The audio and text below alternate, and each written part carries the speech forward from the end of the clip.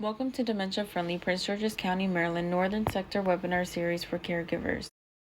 Today's topic is When Words Fade by Patricia Wickersty, sponsored by Prince George's County Government and the Department of Family Services. Hi, I'm Pat Wickersty, and I'm honored once again to have the opportunity to share ideas and insights about different aspects of dementia support. I'm excited about when words fade. What do you do? So let's explore together. We're going to explore who this person is you're dealing with. The emotions, their emotions and ours, and ideas for communication, and ways to find spontaneity, and ways to show kindness. It's important to be aware of how you're feeling, of what you are feeling. You can't drive a car without gas or electricity. We need to know what we're feeling and know how we are sharing those feelings. Welcome to another planet, that of dementia. It's so hard to communicate when they and you no longer are the same. We all wish he had the same access to memory as he always did, the same recollections and the same skills. So we test them to make ourselves feel better. And every test increases the person's feeling of inadequacy, that he's losing a grip on reality.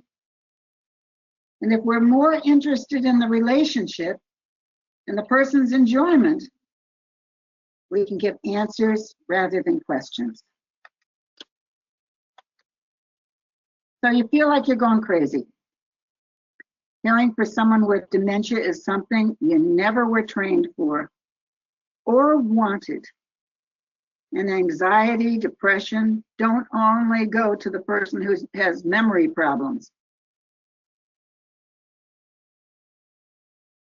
Stress makes us have memory problems too.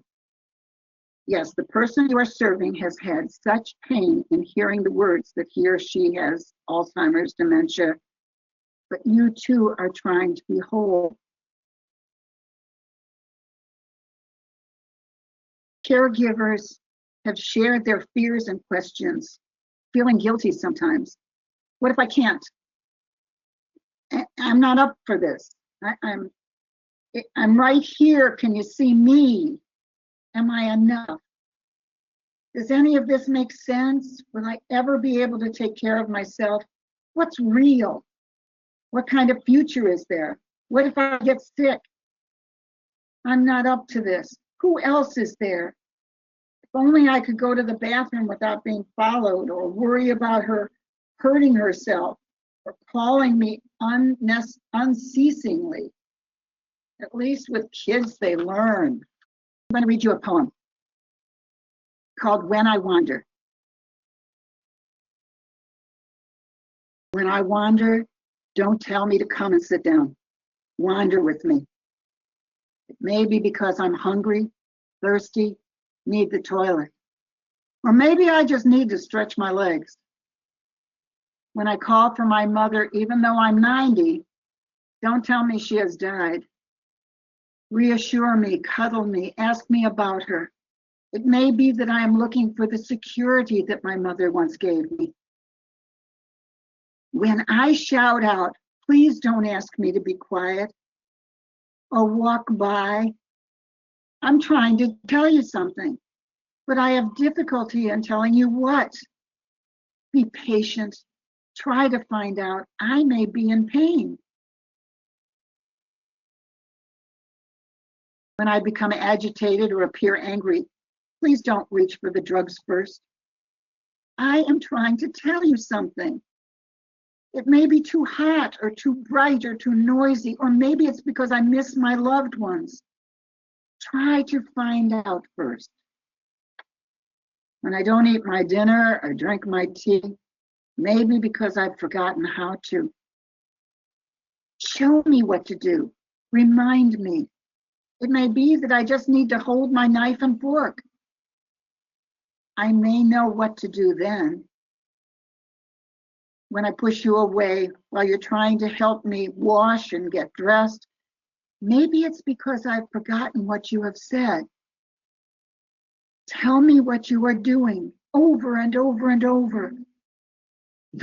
Maybe others will think you're the one that needs the help. With all my thoughts and maybes, perhaps it will be you who reaches my thoughts, understands my fears, and will make me feel safe. Maybe it will be you who I need to thank. Only I knew how.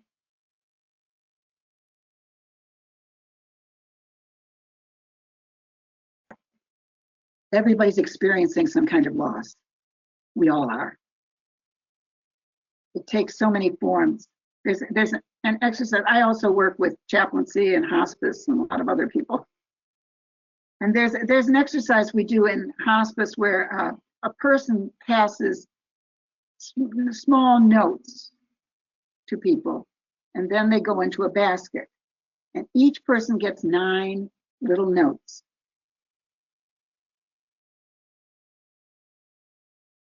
Three things you love to do on each one of the notes. One thing you love to do.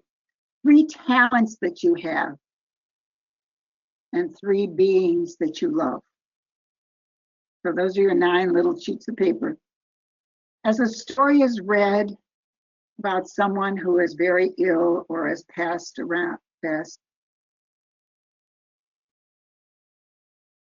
basket is passed around. And as the basket is passed around, you need to let go of a note each time. The letting go is painful.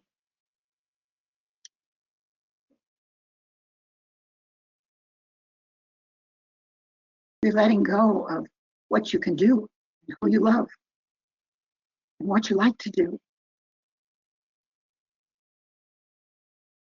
and what skills you have. And it's painful, but it allows all the participants to find more compassion with someone they serve, who doesn't have the choice, yet helplessly is losing their precious parts of living.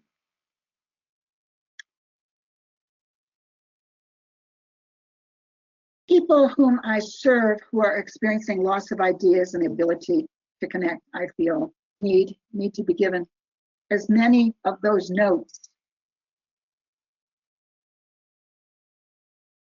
as they can, so we can help them to find a way of living. A sense of still being here.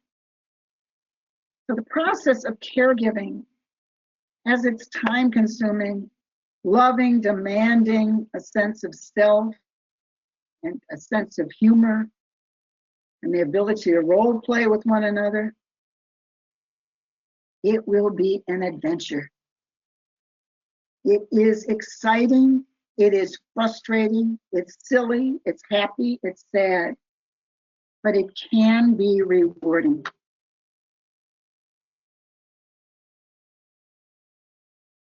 Now, the goal here is to relieve some stress and burden, combating your own depression and isolation.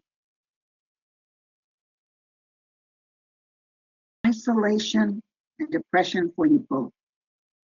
One of the most important tools we have is to talk. Words. In some way, let others know what we want, what we think, how we feel, that we love, that we're frustrated, that we need a hug, that we're thirsty or hungry or have to pee.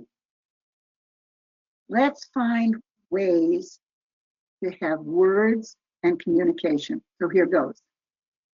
And I'm not going to deal with the medical and the physical issues here. We're going to focus on who the person is, on the assets and the capabilities of the person with dementia. rather than the defects and losses, to find hope and a new sense of possibilities for continued connection and communication and time out, so that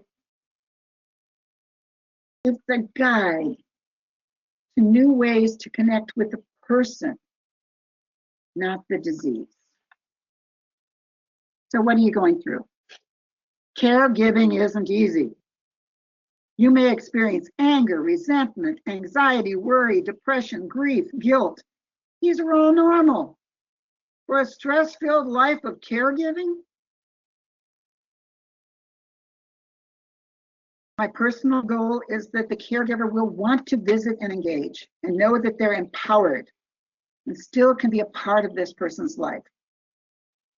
Now, how do we get past these emotions to be with a person who isn't that person any longer, and change your expectations to have a new and less frustrating relationship? I know you're feeling like nobody gets it. You're invisible and you're falling apart. I've been there with my mom. You can love someone deeply and still feel trapped and powerless. It's the hardest job you'll ever have, watching them decline. A whole lot of frustration while trying to maintain some kind of a relationship.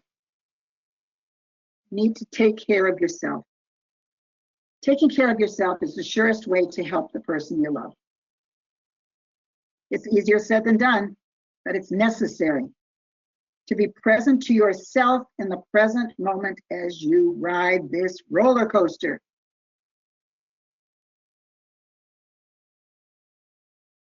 You have to put on your own oxygen mask like on an airplane. Put it on first and fasten your seatbelt. It's going to be a bumpy ride, and you probably know that already. But you must have things that give you pleasure in order to take care of the other person. It's okay to go there and immerse yourself in them, in the things that give you pleasure. The hot baths, the good music, sports, long walks, gardening, eating, something that takes time for yourself. The person you love is not that person any longer. But what constitutes a person? People always have set expectations. So you got to change your expectations. It's hard, but you have a new relationship. Maybe one of the answers is in appreciation. But I'm asking you to appreciate yourself. Even if others don't. And appreciate what your charge is capable of, not just what they've lost or are losing.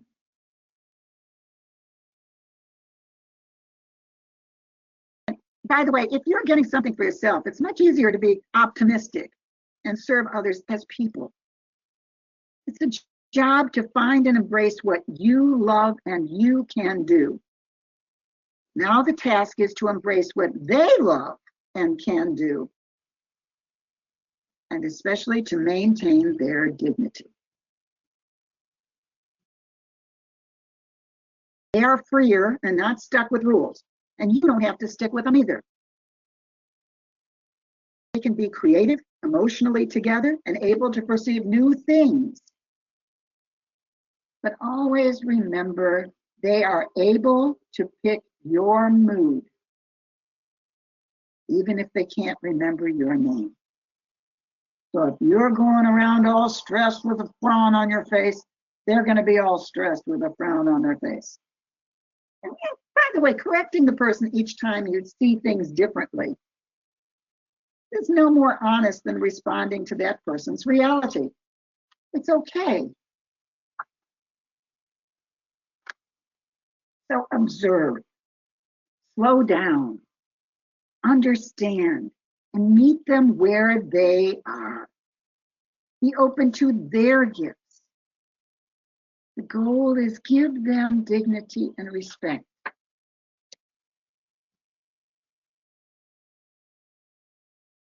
Now, with some people,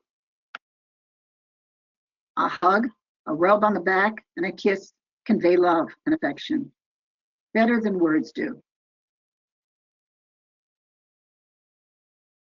And we need to use sounds, sights, tastes, odors, sensations, warmth, and cold to communicate.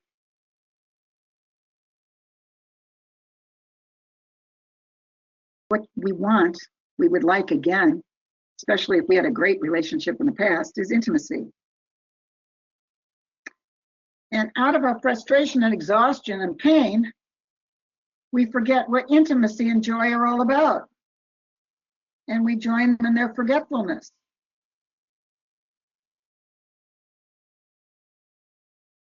We find intimacy in paying attention to one another. Learn about the person. Allow yourself to bond. Laugh, share, and develop new trust.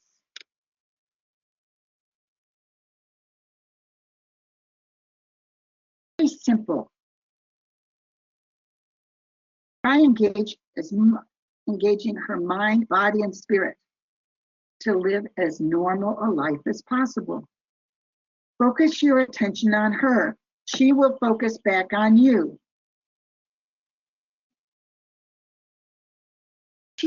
The person with dementia is not thinking about something else to do because you are there. You are what they are doing. You are important.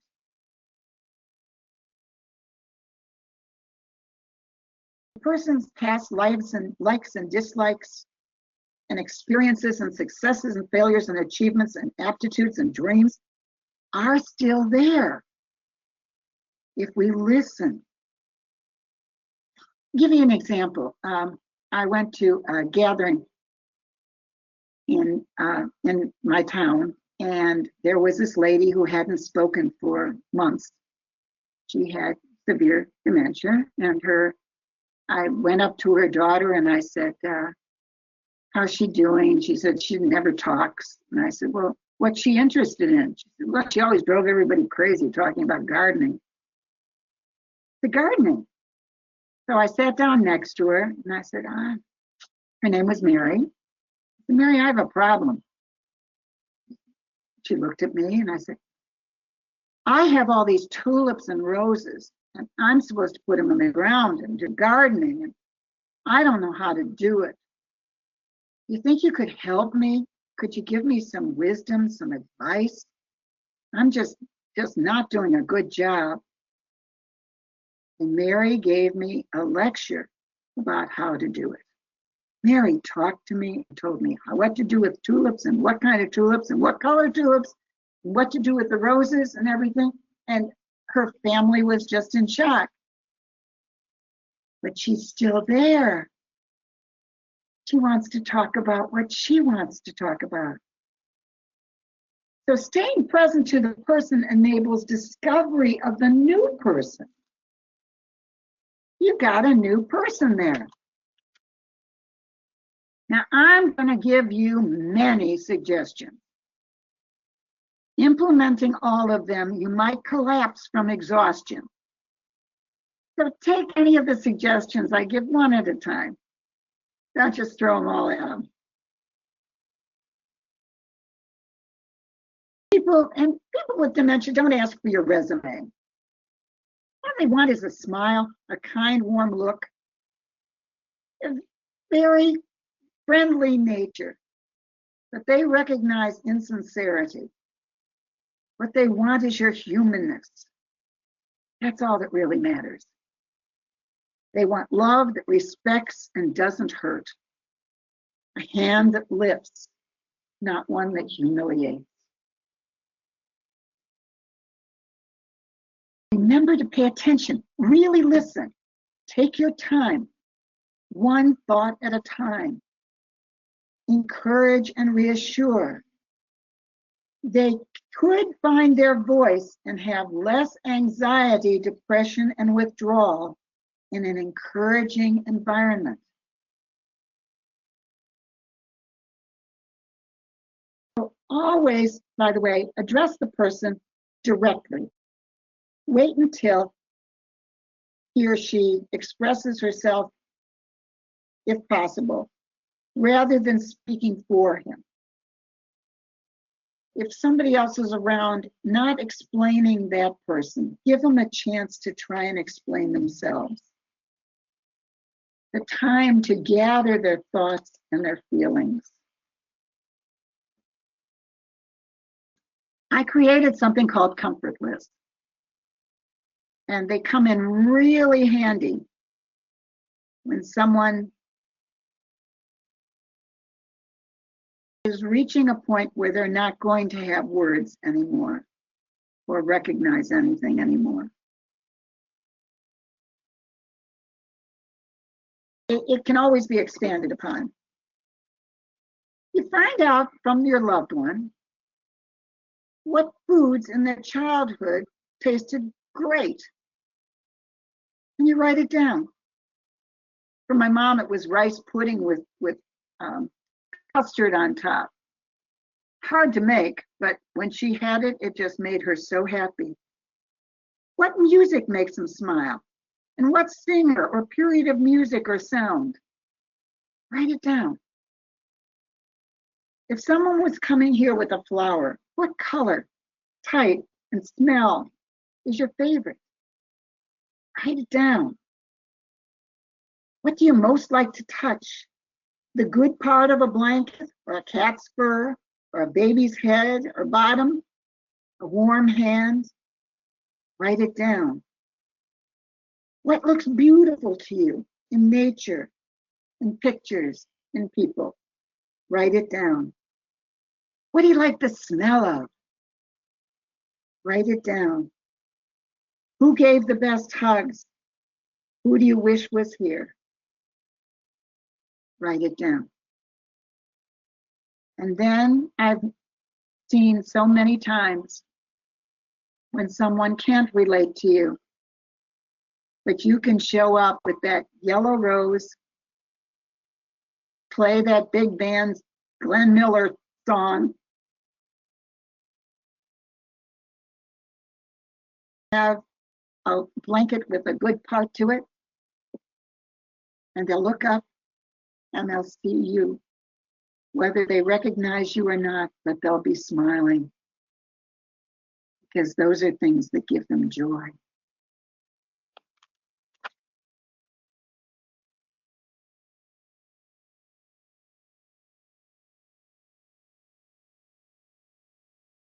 When you feel helpless and disengaged, you can act on the comfort list, even if they don't recognize you. You are empowered to help them feel joy, even in that stage. And by the way, if it's Alzheimer's, you can use them all the time and they won't remember that you're doing the same stuff all the time. Instead of suffering, you now are empowered to bring them back, if only for a little while, each time, and engage the joy of the person who in many ways is still here.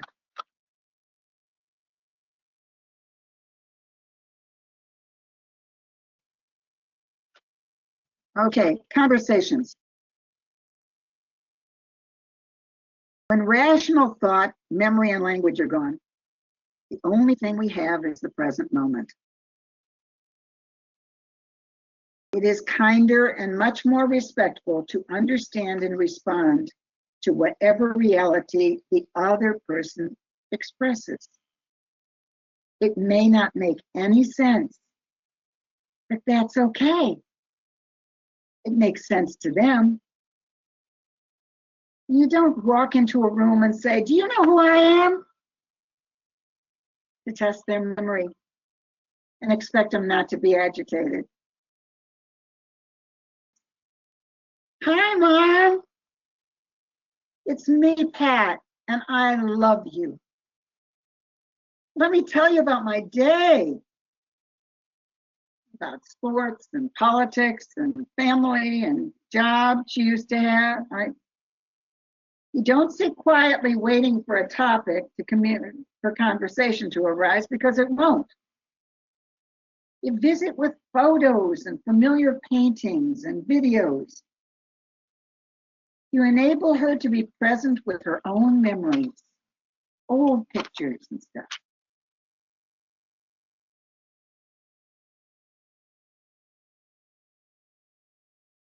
There's such a thing as empathetic listening, putting yourself into the other person's position to really understand what he or she is feeling.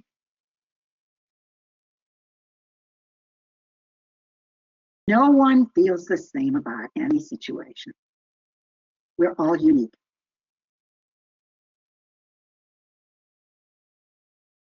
So when you're dealing with this person, keep your responses simple and concrete. Listen to the voice, the volume, the excitement, the anger, the shame. Listen. Don't judge their tears. Sometimes they can't help themselves. Let the person express himself or herself. Help, if possible, to compare the present and past experiences, a big life picture, if possible. But don't give advice. Help them. Help them to be in control as much as possible. So here are the rules to follow. Never argue. Logic and reason do not exist. Lying is acceptable. You are not who you think you are who they think you are. Never take anything personally. Old memories are best. Learning to do something new is not important. Being loved and accepted at all times is. Have no expectations and find time to be yourself as often as possible. So sometimes a flop, a silly thing that happened during their lives or your life is a lot of fun to share. Something that just touched your spirit at any given time. Tell those stories and enjoy each other.